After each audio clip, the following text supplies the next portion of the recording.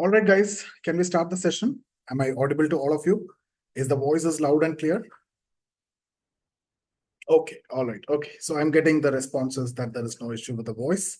So, guys, let's get started. Before that, first 5 minutes, we will have some discussions on the previous session so that we can wait for some more participants also to join the session. Okay, so I'll unmute one by one. You can raise your hands, those who have any questions to ask or anything to discuss, and I'll give you the opportunity to talk here. So let me pause this video for a moment for 5 minutes and then we will continue. Okay. All right, guys. So we can continue the discussion.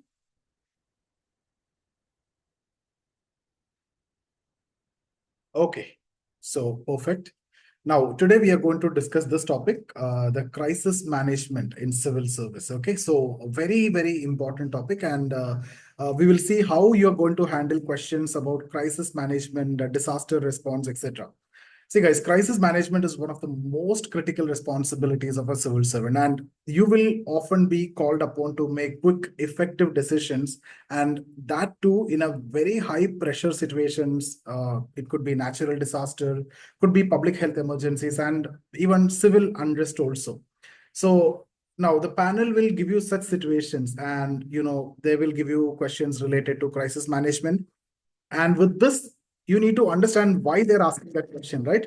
So why they're asking that question, they are trying to assess how well you can think on your feet, you as an independent individual, and manage the resources efficiently, effectively, and coordinate with multiple stakeholders while ensuring public safety. So here they are giving you an opportunity to prove that you have efficient, effective, thoughtful decision-making skill.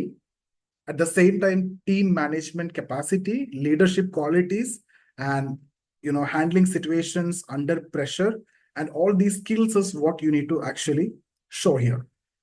In many of my friends' interviews and my own interviews also, even I was asked about how I would handle various crises. In 3 interviews, in 2 of the interview, I got the questions, a crisis situation. And that itself is enough for me to understand, the key to answering this question, how vital it is, and what to demonstrate in these questions. Basically, you are looking to show the leadership quality and your ability to stay calm under pressure. So they are asking you questions related to this to check your leadership skill, your ability to stay calm under pressure, your ability to take thoughtful decision under pressure. Okay, and team management, leadership, and all these things is what you're actually need to prove in front of them if you get this kind of question, and not simply by giving a theoretical answer. You will not be able to do that. Okay. So we have discussed a pattern and the structure already about this. So let's continue. The key principles of crisis management. See, guys, when it comes to crisis management, it requires specific set of skills, and that will actually help you to navigate emergencies efficiently and effectively. Here, you have an emergency situation, crisis situation. Saving life is at most priority here, and you need to do things efficiently and effectively and as fast as you can. Keeping public safety, public life is very important. So these are some principles that you should keep in mind when answering questions related to crisis management. We already discussed this. First, preparedness.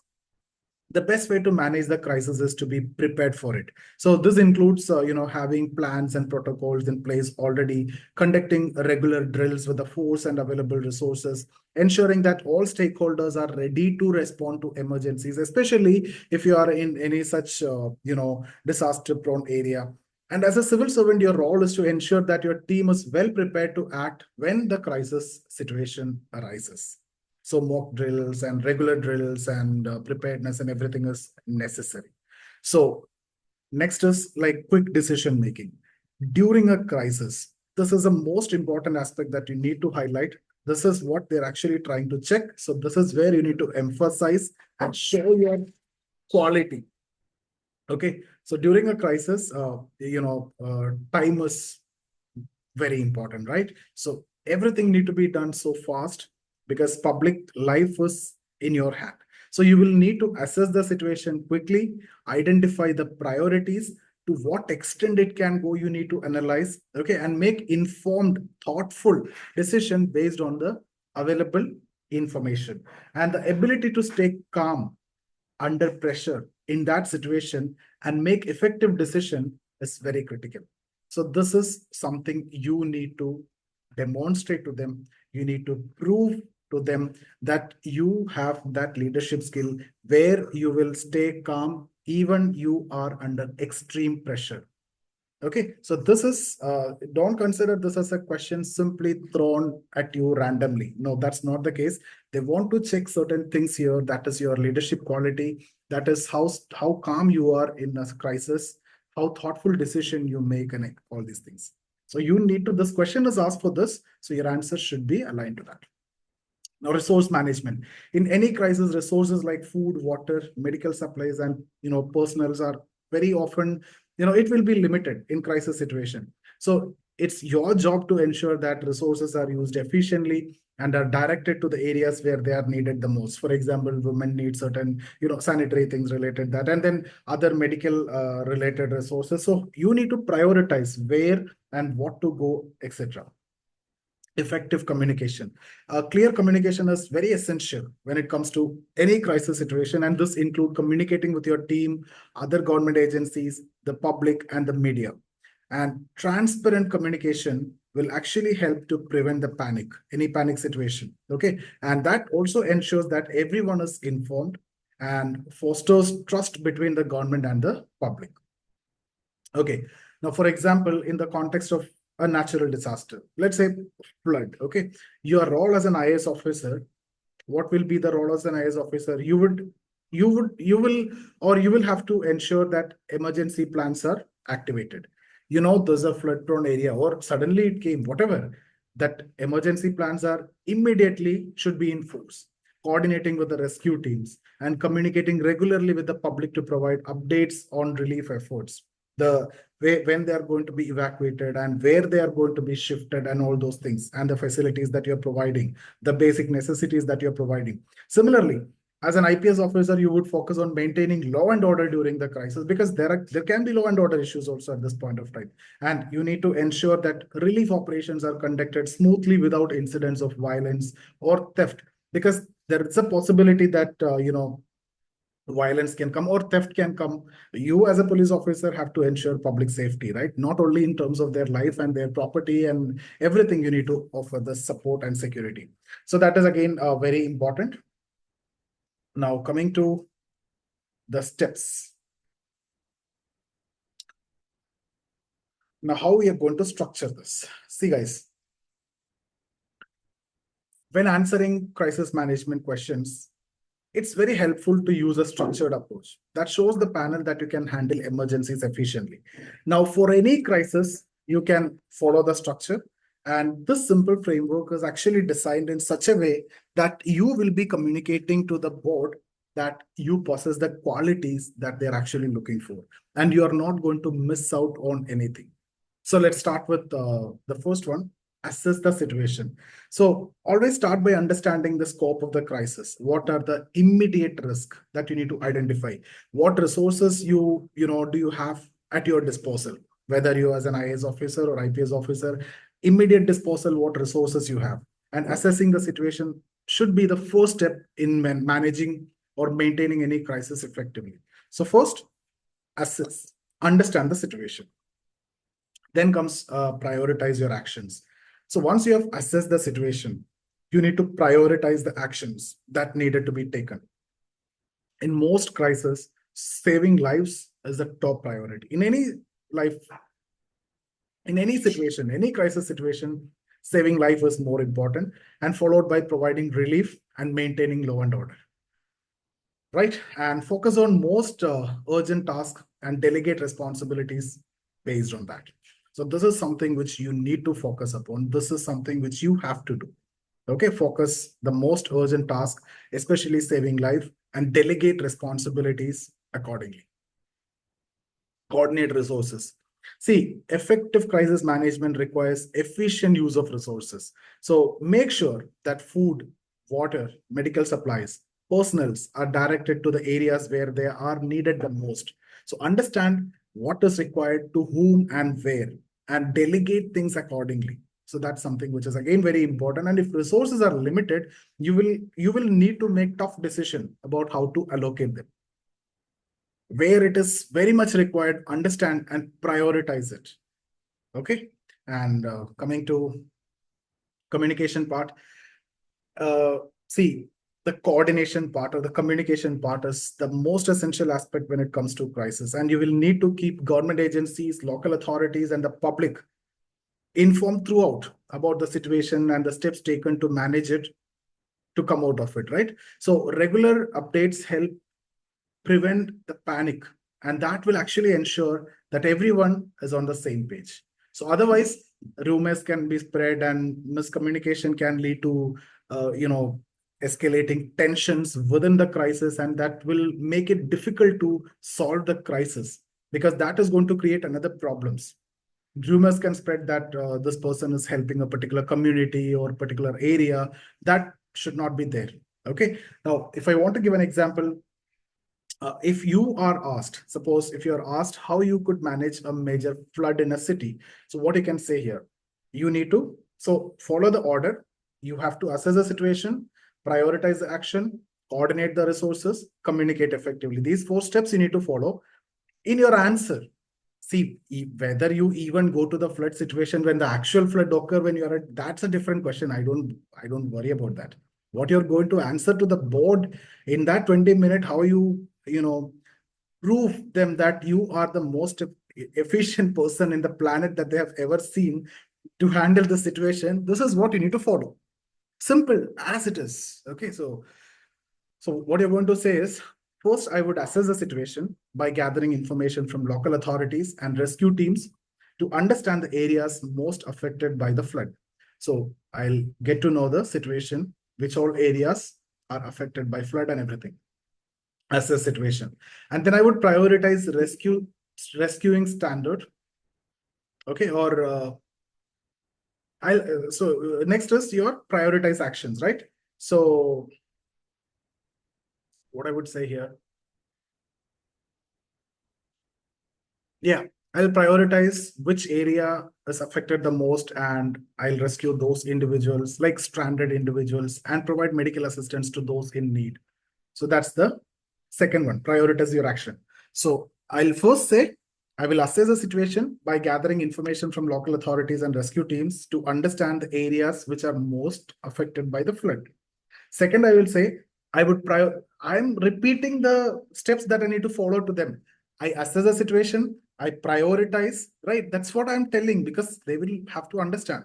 These are things that they are looking for. There is a standard operating procedure. That's what I'm actually talking about practically. So then what I'm saying, I would prioritize rescuing the stranded individuals and providing medical assistance to those in need immediately. Then I would coordinate resources. So what I'm saying, in the first itself, I'm telling, see, I assess the situation, I prioritize, then I coordinate. I'm telling that this is what I'm doing. So then I would coordinate resources by ensuring that food, water, shelter are available to those displaced by the flood. And I would work with NGOs and private sector partners to mobilize additional resources if necessary. So 3 steps. I started with the steps itself and I have explained it. And finally, I would communicate regularly. See, communication. Assess situation, prioritize, coordinate, communicate. I tell them in each of my sentence, beginning of sentence itself, that I communicate regularly, because this is what they want to know. Are you assessing the situation? Are you prioritizing the task? Are you communicating? Are you coordinating? This is what they need to know. How you do it, that is something which is different. But are you able to understand and analyze the situation? And these are the steps that they are looking for. So what I'll say finally, I would communicate regularly with the public to avoid any panic, providing updates through both traditional and digital media, social media, to keep people informed and prevent the panic. Should I repeat this? First, remember, assess the situation, prioritize action, coordinate resources, communicate effectively. Now, how can I do this?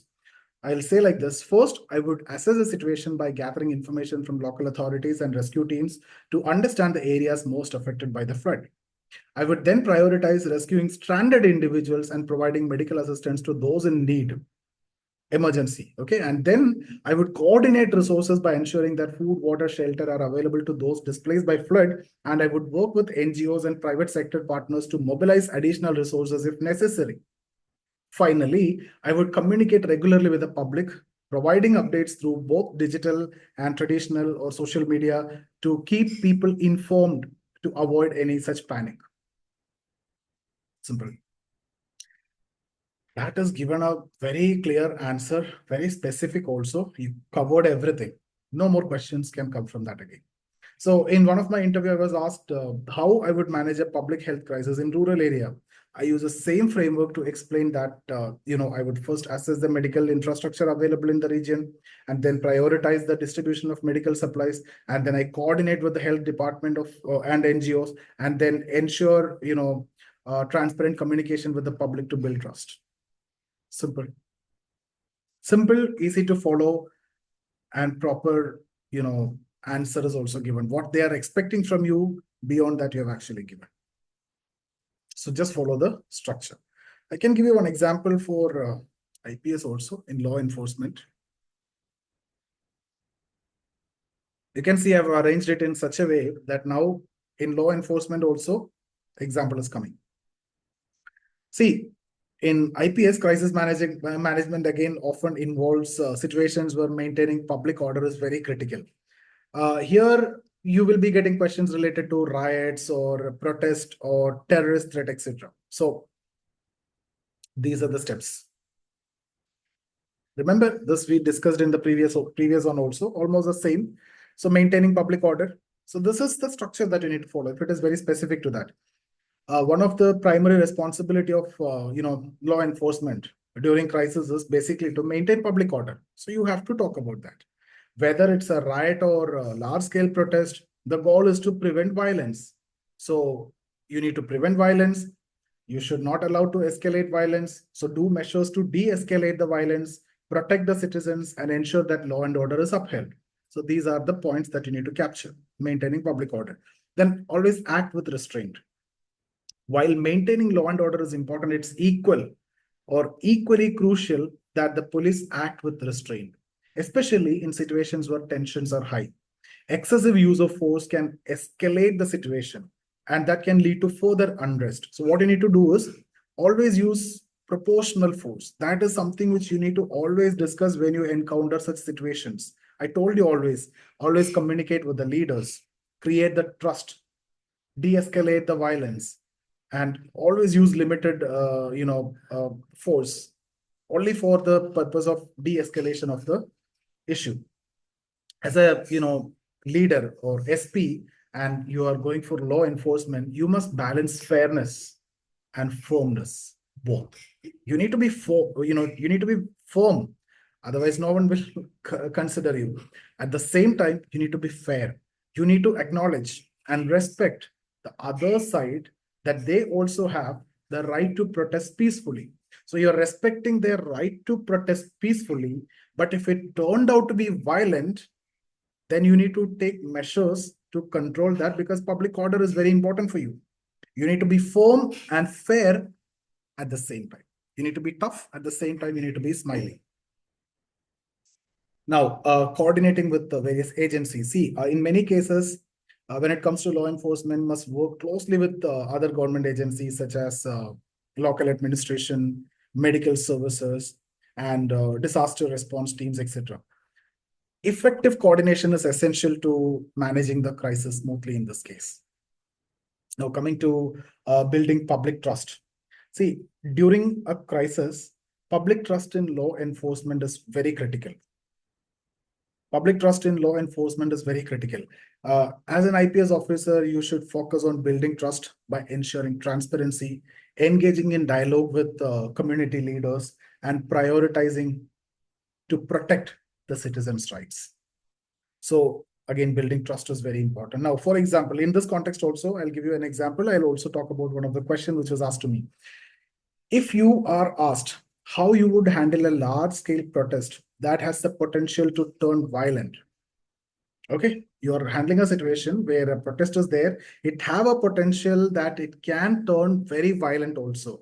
So what you're going to say, my first priority would be to ensure public safety by deploying police force to monitor the situation and prevent the violence.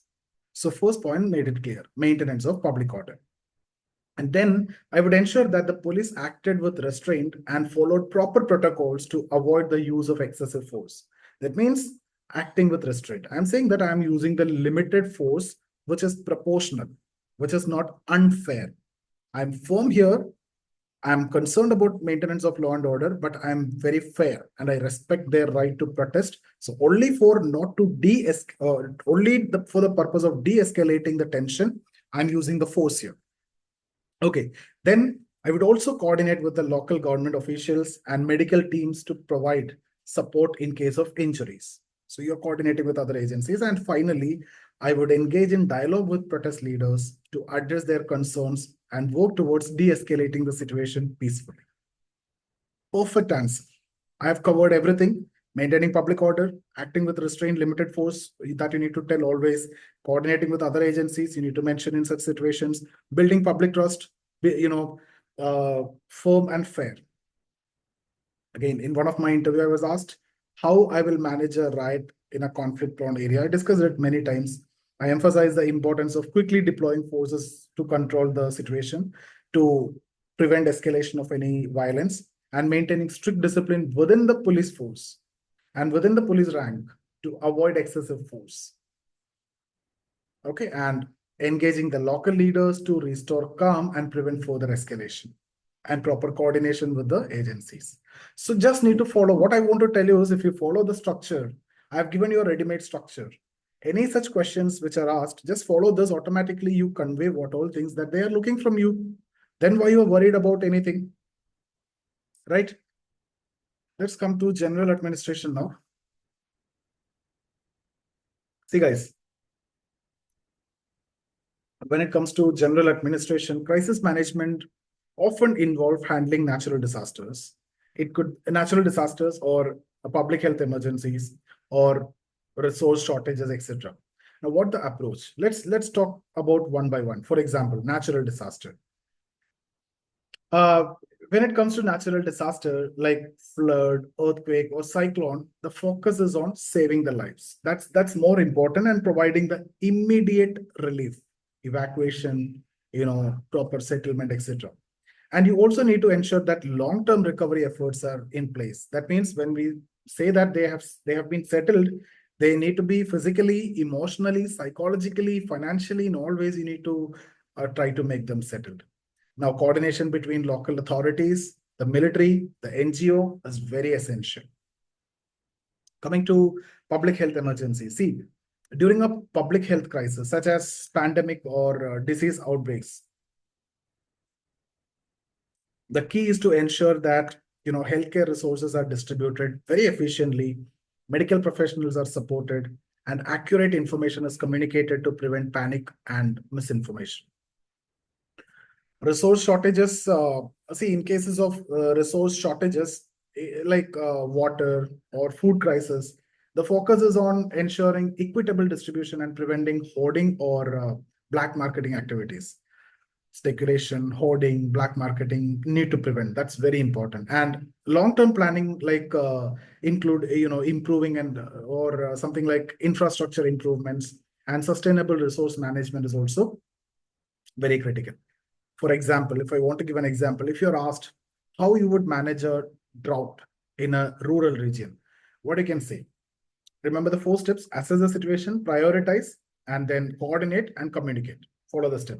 So my first step would be to assess the severity of the drought and gather information from local authorities on areas about the most affected. Same as what I told in flood also. If you remember, I first assess the condition by talking to the local authorities and understanding things where affected most. Same here also. Yes or no? But first what you need to see, assess the situation. And then I would prioritize providing clean drinking water and food supplies to the most vulnerable population, such as children and the elderly. There I said, I then prioritize the stranded population and evacuate them like that. So here also I prioritize. And then I would coordinate with NGOs, government agencies, and private sector partners to mobilize resources such as water tankers and medical supplies. There also, I coordinate with NGOs and which is required for that situation. Finally, I would ensure that public was informed, means communication, about water conservation, the efforts and the steps being taken to address the crisis. Guys, how beautifully you can structure your answer. And in one of my interview also, I was asked about managing a flood in urban area. That's exactly what the example which I have given before, but that's not urban area, where infrastructure was poorly developed. And in fact, they asked very specifically, like your neighboring state, Tamil Nadu, that year there was a big flood at that point of time. So they asked about a question. Very difficult situation it was. It's a big city, and then flooding, all the waste and everything. Okay, that's the very bad situation there.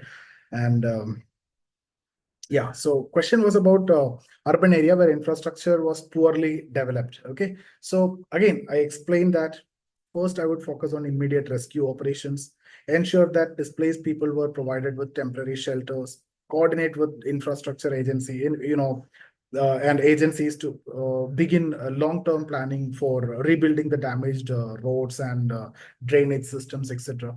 So all these need to be focused. Okay.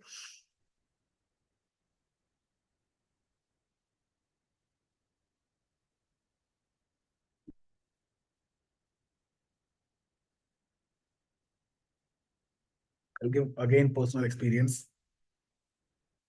I think we discussed this already, but in this context also I'll discuss, because same question can be asked in different context. So you need to understand why they're asking that question. And your answer can be depending on the understanding of you developed from that particular question. Okay. So you try to develop the context in which they ask the question. So here, this question, in one of my interview, I was actually asked about how I would handle a public health crisis in rural area where medical resources were limited. So here I began by assessing the situation, explaining that I would first gather information from the local health officials and assess the severity of the outbreak. So first, assess the situation. I prioritize, the providing medical supplies and ensuring that medical teams were sent to the most affected areas. Prioritize. And then next, I talked about coordinating resources, explaining that I would work with both government agencies and NGOs to mobilize additional medical supplies and ensure that healthcare facilities were properly equipped to handle the crisis. So you're coordinating. And finally, I emphasize the importance of communicating regularly with the public, providing accurate information to prevent any kind of panic and ensure that everyone has understood the steps being taken to manage the crisis. So communicate effectively. So what we are doing is just following the 4 steps. So see, by structuring my answer this way, I was able to show that I could think clearly under pressure and make decisions that prioritize both short-term relief and long-term solution. So now the question is what they're testing. They're testing whether you can stay calm under pressure. So even in the interview also you're under pressure and you are answering this means, if you're following the step means no problem, robotically you're answering. Though you are trying to express that as coming from heart, but it is coming from brain. And these are robotic reply, which is pre-programmed in your mind and brain. You frame your answer with mind and your brain, which is already programmed. You deliver from your heart. That's it. So